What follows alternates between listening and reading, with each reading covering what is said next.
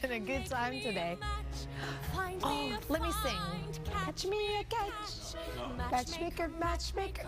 Stop it. You know, I sang this in the theatrical whatever. I did when I was a Fiddler on the Roof by Joseph Stein when I was in the 7th grade.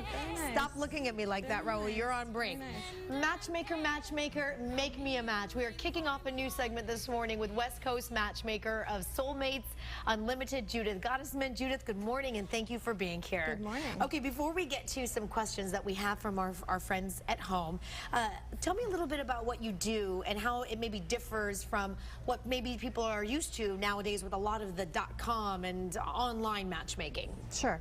I do personalized matchmaking, so it's the absolute opposite of internet dating. So where you're dealing with anonymous people, profiles you don't know if they're works of fiction.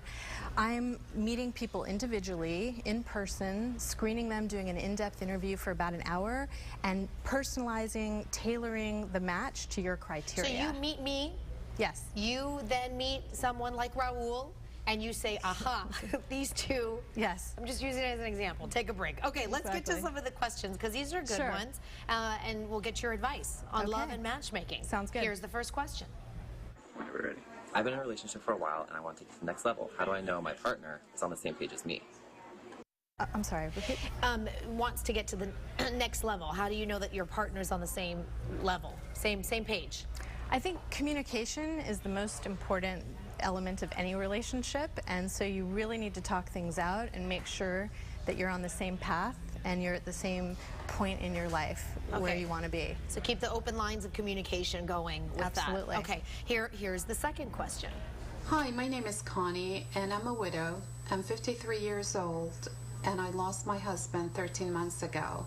I was wondering what your advice would be to someone like me. Should I date? And how long should I wait before I start dating? Okay.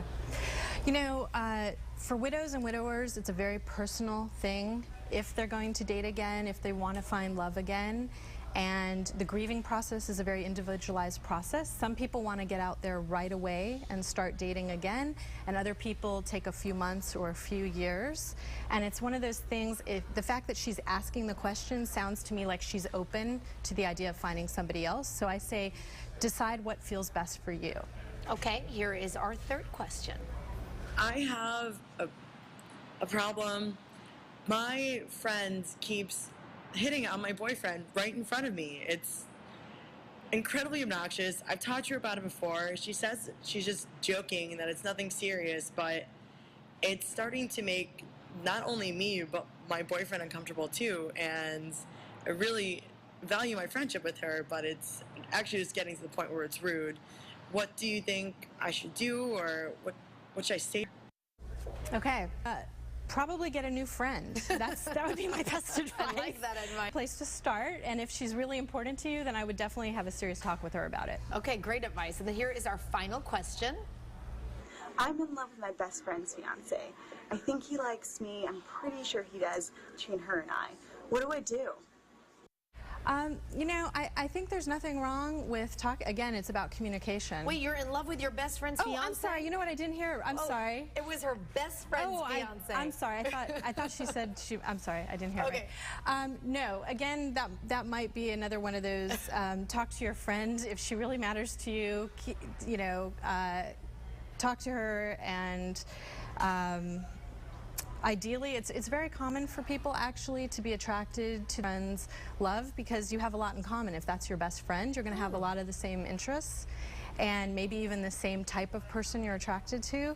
So you definitely have to put that in check. And you know, ideally, the fiance would have a best friend or somebody similar, so that you could be two happy couples hanging out together. But if you can't control your feelings, if it really is a problem, then you have to just back off and live their life. Judith, before I let you go real quick, the #1 thing that you look for when you pair two little lovebirds together, what is that one nugget, if there's anything that is a good match? I think the most important thing is sharing the same values and goals. Okay. So I think that's the deep connection level that you're looking for. I love it. We learned something, little something today. So Judith, thank you for being here. You can get in touch with Judith Gottesman at Soulmates Unlimited. The number is right there. And we did put a link for you up on our website, fox5sandiego.com. Click the Scene On tab. Erica? All right, ladies, thank you. Still ahead. It is almost